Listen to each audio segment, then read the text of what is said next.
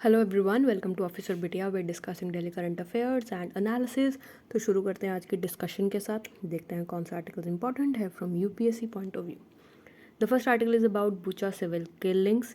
तो जब रशिया ने विड्रॉ किया है क्यूबिक के आउटस्कर्ट से, तो इसके बाद जब वहाँ पर उन्होंने विड्रॉ किया है तब वहाँ पर क्या देखने को मिला है हमें? वहाँ पर लोगों की लाशें यूक्रेन के स्ट्रीट्स पर मिली हैं और उनके जो हाथ पैर थे सब बंधे हुए भी मिले हैं।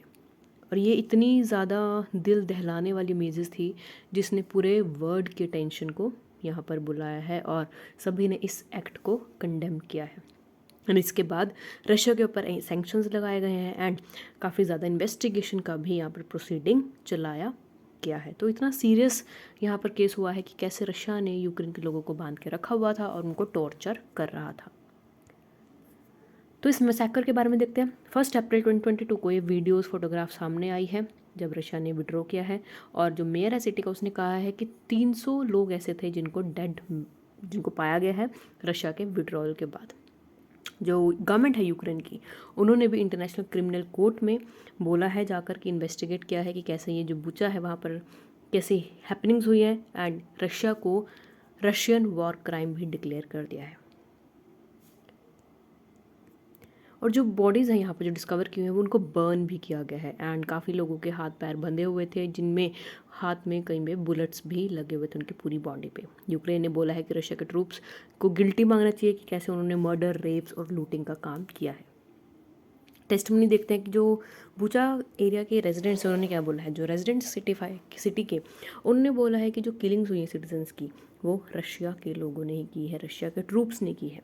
और जो सर्वाइवर्स थे जो बेसमेंट्स में छिपे हुए थे जहाँ पर इलेक्ट्रिसिटी नहीं थी, उन्होंने ये कहा था कि ओनली आफ्टर क्लियर कि रशिया ने जब चले गए, रशिया वहाँ से विड्रॉ कर चुका है पूरी तरह, तभी वो वापस आए थे। तो इट मीन्स कि रशिया ने ही ये सब किया है एंड वहाँ पर प्रूफ भी दिया गया है जो लोग सर्वाइवर्स हैं। तो इतना सीरियस इम्पैक्ट होता है, कितना ज़्यादा टॉर्चरफुल ये इवेंट रहता है। जो लोग खुद इस सब को देखते हैं, इन सब से गो थ्रू करते हैं, it becomes very difficult for them to face all of these. तो रशिया को काफ़ी ज़्यादा कंडेम मिल रही है पूरे वर्ल्ड से। तो इंडिया का देखते हैं क्या रिस्पॉन्स रहा है। जो इंडिया का परमानेंट रिप्रेजेंटेटिव है यूएन में, उन्होंने कहा है कि जो इमेजेस हैं ये हमारे लिए बहुत ज़्यादा हॉरिफाइंग है, बहुत ज़्यादा डरावनी है एंड जो सिक्योरिटी सिचुएशन है रीजन में वो भी ज़्यादा काफ़ी कम हो गई है। इंडिया ने भी कंडेम किया है कि कैसे ये बुचा किलिंग्स हुई है एंड वहाँ पर बात किया गया है एक इंडिपेंडेंट इन्वेस्टिगेशन लाने की। रशिया ने क्या कहा है? रशिया ने बोला है कि नहीं, ये हमने नहीं किया है क्योंकि जो सिटी में से ट्रूप्स हैं वो ऑलरेडी 30 मार्च को विड्रॉ कर चुके थे और ये जो लोग आए हैं 1 अप्रैल को आए हैं, तो इसमें हमारा कोई हाथ पैर नहीं है। ये कह रहे हैं कि जो वीडियोस हैं ये यूक्रेन ने बाहर लेकर आए हैं, यूक्रेन ने ये काम किया है ताकि हमारी इमेज वर्ल्ड में ख़राब हो सके। तो यहाँ पर रशिया और यूक्रेन में अब एक तरह से कोल्ड वॉर चल रहा है कि यहाँ से साइकोलॉजिकल वॉरफेयर चल रहा है जहाँ पर हम एक दूसरे को मेंटली अप डाउन करने की बात कर रहे हैं एंड एक दूसरे की इमेज को डाउनग्रेड करते जा रहे हैं। सो this is about this article. Next is about shipwreck on blue Nile. एक जो वेसल है कैप्सिसाइज एंड सैंक जिसने 29 लोगों को डुबा दिया है साउथ ईस्टर्न सेनर प्रोविंस में, सूडान में। सूडान है आपका साउथ अफ्रीका की एक कंट्री। देखते हैं यहाँ पर क्या हुआ है। जो अथॉरिटीज़ हैं सूडान की, वहाँ पर बोला है कि एक जो बोट है वहाँ पर डूब गई है ब्लू नाइल रिवर में एंड बोला गया है कि यहाँ पर 23 वुमेन थी इस बोट पर जो कि डूब गई हैं। लेकिन जब वेसल कैप्सलाइज हुआ तो यहाँ पर 29 पीपल थे। और जो सूना न्यूज़ एजेंसी है जो कि एक स्टेट रन न्यूज़ एजेंसी है स्टेट सूडान की, उन्होंने ये रिपोर्ट किया है। उन्होंने बताया है कि जो पैसेंजर्स थे इस वेसल पे वो सभी वुमेन थे, बट जो बोट कैप्टन को छोड़कर उनके अलग पैसेंजर्स जो 5 पैसेंजर्स थे वो सर्वाइव हुए हैं। ये बताया कि कैसे ये जो बोट है कैप्साइज किया गया है। जो वुमेन थे जिनको जो डूब गई थी वो डेली लेबर थे, जो वेज लेबर्स होते हैं, फार्म्स के ऊपर काम कर रहे थे एंड वो अपने घर आ रहे थे। इसमें से जो 23 में से 13 बॉडीज़ को रिट्रीव किया गया है। रेस्क्यू जो टीम है वो अभी भी अगली जो बची हुई 10 बॉडीज़ उनके ऊपर काम कर रहे हैं। तो ब्लू नाइल के बारे में देखते हैं। एक तरह से इंपॉर्टेंट ट्रेड रूट है, एक तरह से इंपॉर्टेंट ट्रांसपोर्ट रूट है जहाँ पर लोग और सामान दोनों का ही ट्रांसपोर्टेशन किया जाता है इन द अफ्रीकन नेशन। ये है खार्टूम के नॉर्थ में, यानी कैपिटल है सूडान की। जो ब्लू नाइल है ये ज्वाइन करती है वाइट नाइल को टू फॉर्म नाइल रिवर। और जो नाइल रिवर है ये वर्ल्ड की one of the world's longest river भी है। सूडान के बारे में देखते हैं। सूडान एक कंट्री है जो नॉर्थ ईस्ट अफ्रीका में लोकेटेड है। ये बॉर्डर शेयर करती है चड के साथ, Central Asian Republic, Eritrea, Egypt, Libya, Ethiopia, Red Sea and South Sudan. जो कैपिटल है सुडान के इज़ खार्टूम एंड ओमडुरमन, जो कि मोस्ट पॉपुलेटेड सिटी है।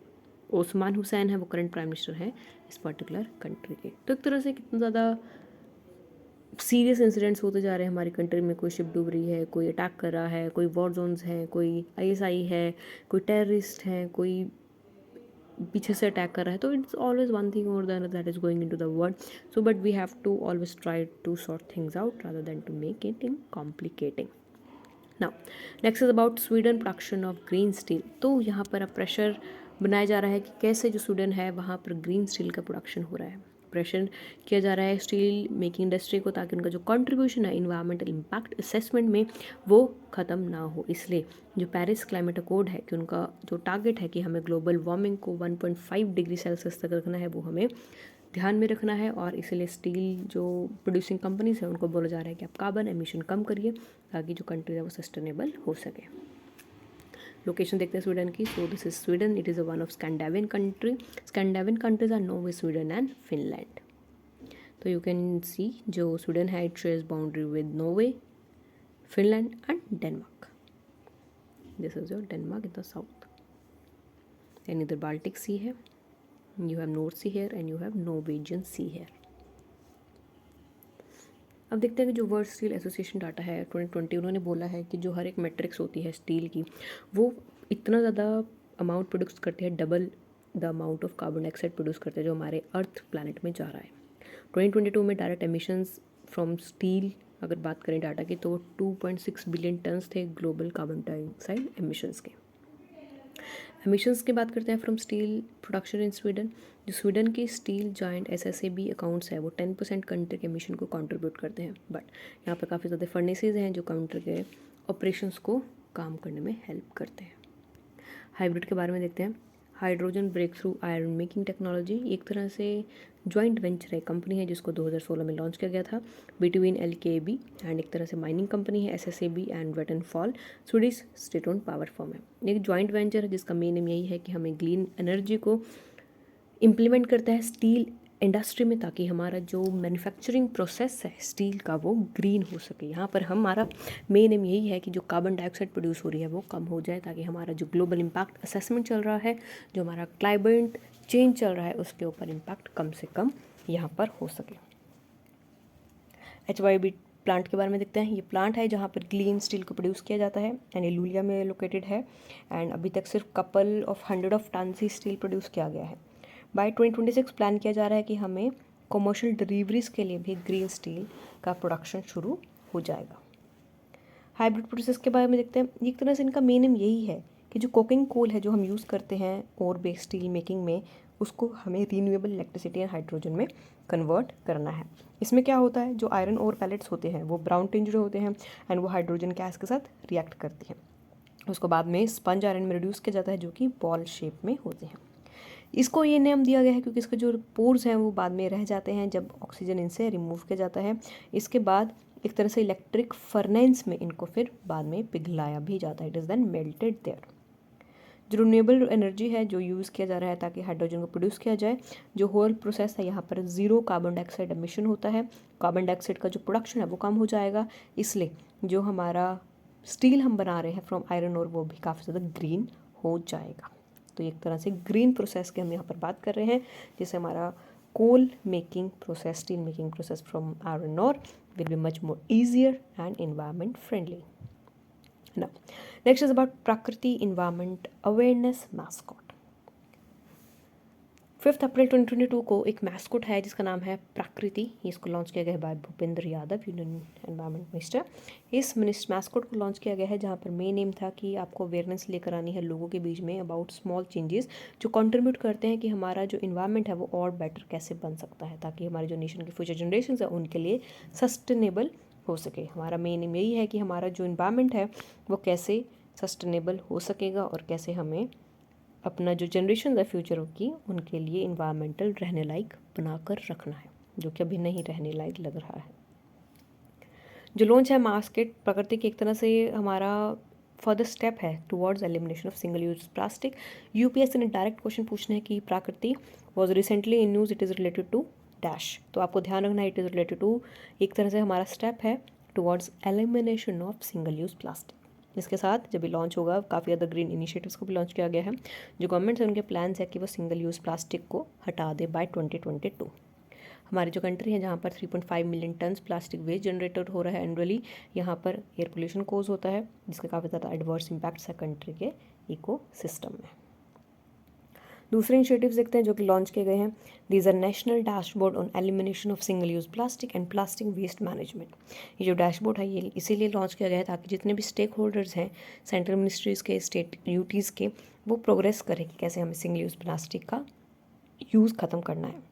Extended producer responsibility portal for plastic packaging, ये जो पोर्टल है ये भी लॉन्च किया गया है ताकि हमारा जो इन्हांसिंग है, ट्रेसेबिलिटी है, अकाउंटेबिलिटी है, ट्रांसपेरेंसी है, ये भी हो सके और हम इजी टू फैसिलिटेट रिपोर्टिंग भी कर सके ऑफ EPR एप्लीकेशंस की कैसे इंपोर्टर्स, प्रोड्यूसर, बैन ओनर्स ये सब भी इन्वायरमेंट का ध्यान रखें और अपनी पैकेजिंग में प्लास्टिक का यूज़ ना करें।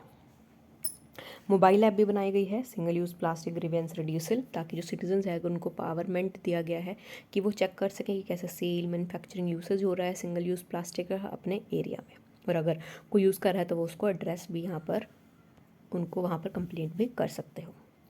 मॉनिटरिंग मॉड्यूल भी है सिंगल यूज़ प्लास्टिक के लिए, इसको भी लॉन्च किया गया है जो कि डिटेल्स हैं sales, production, usage of single use plastic, इसको भी मॉनिटर किया गया है कमर्शियल इस्टेब्लिशमेंट्स में डिस्ट्रिक्ट लेवल पर। एंड बात किया गया है कि हमें बैन करना है single use plastic.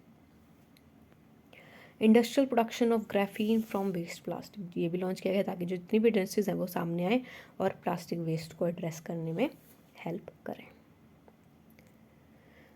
So that was about this particular session, जहाँ पर हमने देखा कि कैसे वर्ल्ड में कितनी ज़्यादा सीवियर सिचुएशन आ रही है, हमारा क्लाइमेट रोज़ डिटोरिएट होता जा रहा है, तो हमें ध्यान देना है कि हमारा क्लाइमेट बच सके, हम बच सके, क्योंकि क्लाइमेट रहेगा तभी हम भी रहेंगे, पानी बचेगा तब हम भी ज़िंदा रहेंगे, हवा शुद्ध रहेगी तब भी हम सांस ले पाएंगे।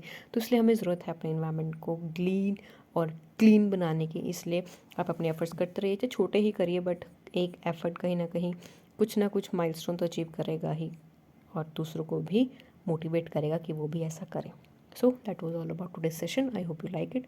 अगर कोई डाउट है तो आप हमें कमेंट सेक्शन में मेंशन करके बता सकते हैं, और आप हमें लिख भी सकते हैं at info@officerbitia.com। So thank you very much and all the best for your preparation.